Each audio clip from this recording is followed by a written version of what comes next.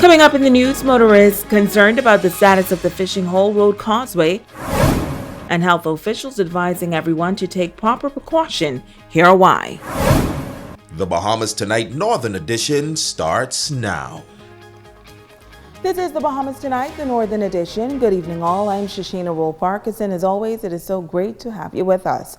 Topping news tonight, we are almost 2 weeks into the hurricane season, and there are questions tonight regarding the status of the fishing hole road causeway. Work on the structure began some time ago and what is considered to be a must-have during the time of storm, as adverse weather conditions usually result in the western settlements being out from the rest of the islands. Tonight, motorists are lamenting the long delay. Natalia Hall has our top story. Fishing Hole Road has been a major concern for residents for many years, but to correct that issue, a causeway was erected. The project began in 2016 by All Bahamas Construction Company and was expected to be ready for the start of the 2019 hurricane season. Now our ZNS News team spoke with some residents who frequent the area, and they say they have some concerns about the structure. It's high enough off the ground. The elevation is pretty good because the water never been that high. But I suspect the sturdiness of it. However, I feel it's a little too low. I could be wrong about that, but that's the way it seemed to me. I'm thinking if a high tide comes right now, it looks like it's going to wash away. It doesn't look too sturdy to me. The bridge out east looks much better. And while some say the causeway is taking too long to be completed, others say with a major project like that, it should not be rushed. I don't think you need to really rush that right up to now, because during the storms and stuff, the fishing hole road only get to a certain level, only for a certain amount of time. So I think you give them an extra year for them to finish off, because if you look at the length of the bridge, that's probably one of the longest bridges in the Bahamas. The ship already been opened. It's been too long.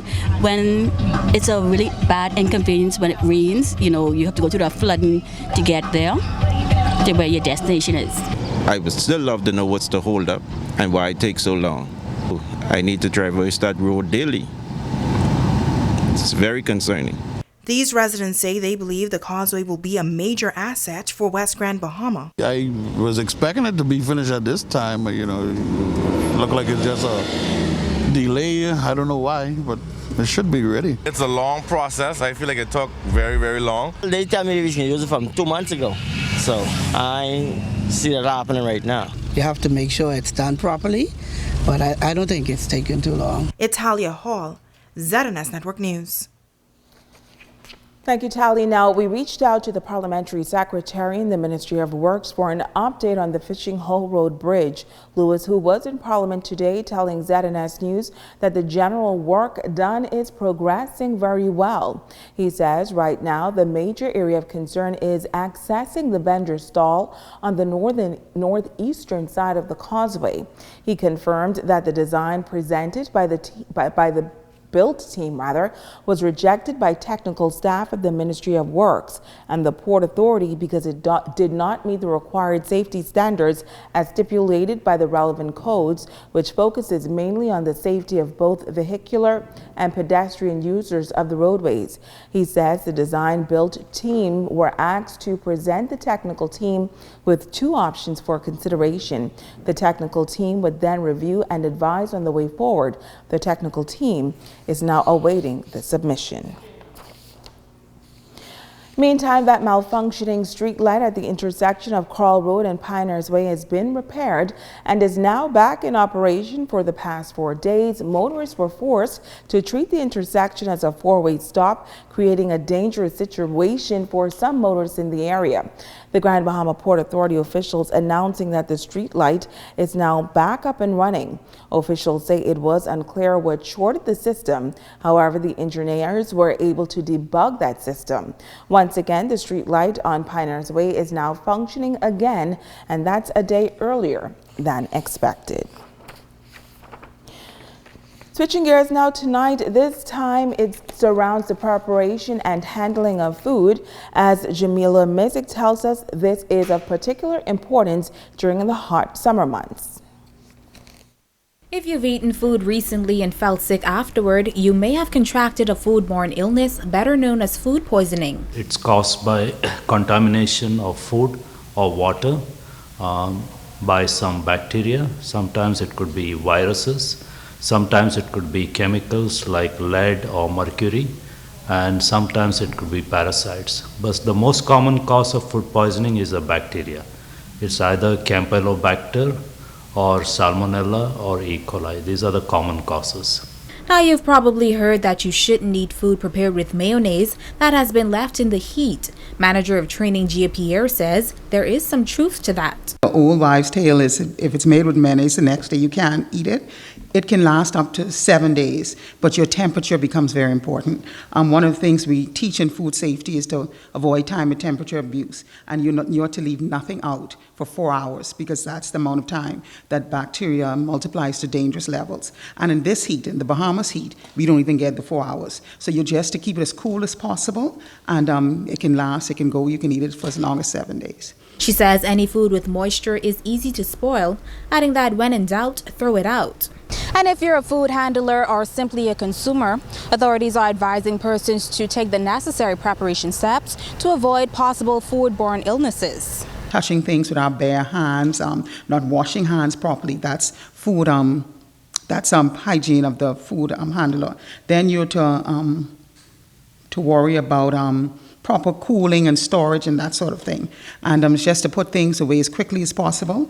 You're to worry about certain temperatures. A lot of times we see people having things at a cookout, and we love to support cookouts. I do too, because it usually helps with a wonderful cause. But you're to wonder how are they washing their hands? Is there hot water available? Because cold water does not kill bacteria. If you're experiencing symptoms like vomiting, diarrhea, fever, dehydration, and other related symptoms, you may be at risk, especially if you fall into this category. Younger children, for example, because their immune system immunity is weaker compared to a full-grown adult, or people who are old, their immunity is weak comparatively to other people. Pregnant women have to be careful because their immunity is also low when something like food poisoning happens. The complications may be worse in them. And certain people who already have immunological conditions such as diabetes or cancer, they also have to be very careful and try to avoid food poisoning. Now, if you're experiencing food poisoning symptoms, authorities are advising that you do not take any medication without consulting your physician. Jamila Mizik, ZNS Network News. Thank you, Jamila. Tomorrow is a big day for public school teachers throughout the country. Just over 3,400 educators are expected to cast ballots at the various voting centers. Tonight, Megan Shepard talks to a local executive who is seeking another term in office. Veteran unionist and incumbent area vice president in the Bahamas Union of Teachers, Quintin LaRota, is seeking the support of the Grand Bahama District once again. LaRota notes that the Northern District of the BUT is very well respected within the labor movement, and he is pleased to be a part of this organization. If re-elected, he says he has big plans for improvement. What I'm interested in is some big issues that will fundamentally impact teachers going forward. We've had, for some time now, a lot of issues with HR matters, back pay, and so forth. And we have identified some time ago that one of the issues in education is that the teachers fall under the same commission as the entire public service. And we recognize that though they work hard and they are committed people, it's too many workers in the public sector to go through that narrow group of people. And so we want a teacher service commission. He adds that the union is currently losing its veteran leaders, and he believes that continued involvement will be beneficial to future negotiations and members. You need a few that are left to provide the true history of the union, an honest assessment of where we are and where we come from, and someone who could pass the torch of unionism on. I see myself as one of those individuals who believe in unionism, who teach others about unionism, and who could tell the correct story on all of the issues that have affected the union positively and negatively over the past 10, 15 years. And so I'm happy, and I'm very appreciative with the members in Grand Bahama, their support over the years. The veteran unionist says that what he likes about this campaign is that he is well known throughout the district and brings authenticity. Is I don't have to change who I am to contest. I don't have to start to talk to people now and be friendly because I want to run. I've not changed anything about who I am because this is who I am. And so the members know what they have, and they know if they re-elect me what they're going to get. I've worn my emotions on my sleeve, my ideas on my sleeve. I've been honest and open with them straight through. Megan Shepard, ZNS Network News. Now, some 600 members from the Grand Bahama District of the Bahamas Union of Teachers will be voting in tomorrow's poll. Voting will take place at the Bahamas Union of Teachers Hall in Pioneers Loop between 8 a.m. and 5 p.m. Area Vice President for Grand Bahama, Quentin LaRota, is seeking another term. And like he said earlier, this election is extremely important to the future of the union. It's a pivotal one because it's going to decide, I think, the survival of BUT long term. We have some challenges. The Area Vice President of Grand Bahama is not a financial officer in the organization, but there are people on the ballot who are, and I believe putting the right people in place is definitely, and I would ask the district also to focus heavily on the people that are running for trustees.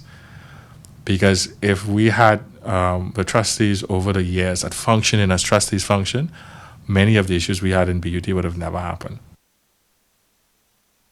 You're watching the Bahamas Tonight, the Northern Edition. Stay with us. There's more news on the other side of the break.